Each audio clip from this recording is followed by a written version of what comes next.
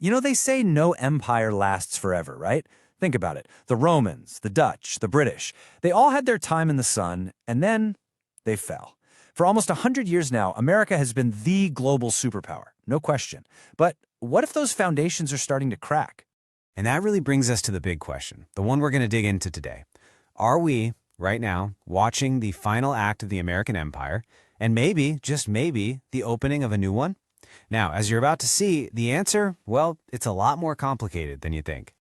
Okay, first, to really get a handle on just how powerful America is, just look at this number, 40%. The United States has just 4% of the world's people, but it spends a whopping 40% of all the military money on the entire planet. I mean, that is a level of dominance that just seems untouchable, right? But here's the flip side.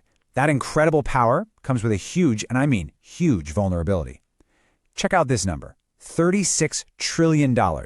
That's the U.S. government's debt in 2024. And that isn't just some abstract number on a screen. It's a leash. It's a weakness that affects every single decision the country can make. And that's the paradox we're going to unpack. So how do we even get here? To figure that out, we've got to rewind the clock a bit, back to a really crucial time, the 90s. That decade, believe it or not, basically set the stage for, well, for everything we're seeing today. This timeline is pretty wild when you look at it. So, boom, 1991, the Soviet Union just collapses. America is left standing as the only superpower. Fast forward to 95, and the US dollar is king, absolutely dominating global finance. But, and this is the important part, look at what's happening in the background. While the US is taking a victory lap, something else is quietly starting to happen.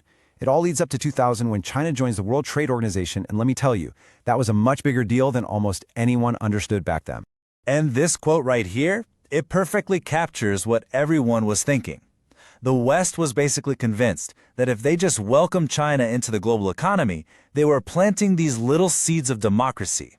The whole assumption was, hey, as China gets richer, it's just going to become more like us. Simple as that. Yeah, that's not what happened at all. It was a massive miscalculation. Washington looked at China and saw a student they could shape in their own image. But China? China looked at the world and saw a huge opportunity. They weren't being transformed. They were busy, patiently, and very strategically transforming their own position in the world. And this completely different way of thinking created two totally different kinds of economic engines. You could almost call it a story of spend versus build. Just take a look at the US. A crazy 70% of its entire economy is just people buying stuff. It's an economy built on consumption, and a lot of the time, we're buying things that were made somewhere else. Now let's flip over to China. Wow, it's almost the exact opposite. Consumption is only 39%. The huge majority, 61%, gets poured into investment, building infrastructure and exports. It's an economy built on saving and, well, building. And here's where it gets really interesting when you look at regular people. While American consumer debt literally tripled, households in China were piling up trillions of dollars in savings. Think about that. One country borrowed to buy things, the other saved to build things. It's no surprise those two paths led to very, very different places. So with these completely different economies, it was only a matter of time before they clashed on the world stage. I mean, how each country decided to use its power, it couldn't have been more different. You've got the US acting like the world's police, right? Spending trillions of dollars on wars and conflicts, trying to spread its own version of democracy and capitalism. Then you have China, which has acted more like the world's investor. Their focus has been on making economic deals and partnerships, and they really don't care what a country's internal politics looks like. And the scale of what China's doing, it's just mind-blowing. Their Belt and Road Initiative, we're talking about a project that stretches across 150 countries. That's 75% of the entire world's population. They've poured over $1 trillion into it, basically building the roads and ports for a new world order centered on them. And the impact is just staggering. Here's a crazy stat for you. In Africa, China has built 15 times more roads than the US has in a similar amount of time. 15 times. So, what's the result of all this? Well, look at this. For the very first time in history, China's approval rating in Africa is actually higher than America's. And that's not just a random poll. That's a real sign that the tides of influence are shifting. Which brings us right back to today. Because these massive global changes, they didn't just happen over there somewhere.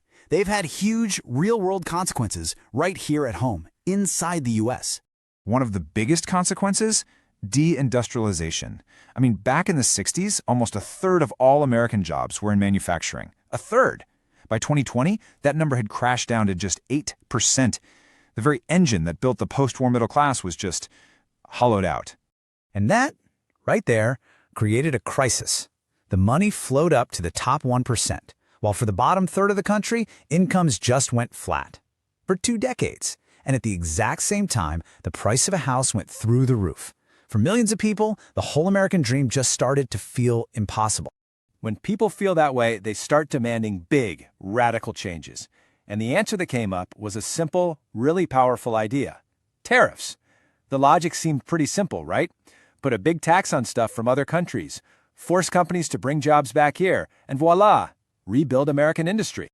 On the surface, it seemed like a pretty clever fix for a problem that's been around for decades. But it was a really impulsive, reactive move, and boy did it backfire. It backfired in a huge way, and in doing so, it showed everyone just how shaky America's position really was. So why did it fail so badly? 2 words: the bond market. Remember that $36 trillion in debt we talked about? Well, the U.S. needs people all over the world to buy its bonds just to keep the lights on. So when America suddenly threatened to blow up the very global trade system it created, those investors got nervous, really nervous.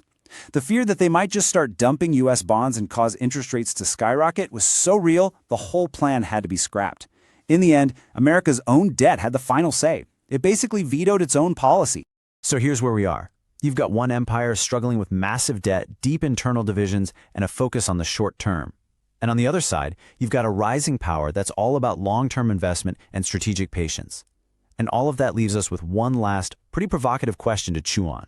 Is the Chinese century not just possible anymore, but maybe inevitable? If you liked our video, don't forget to like, share, and subscribe, and see you in the next video.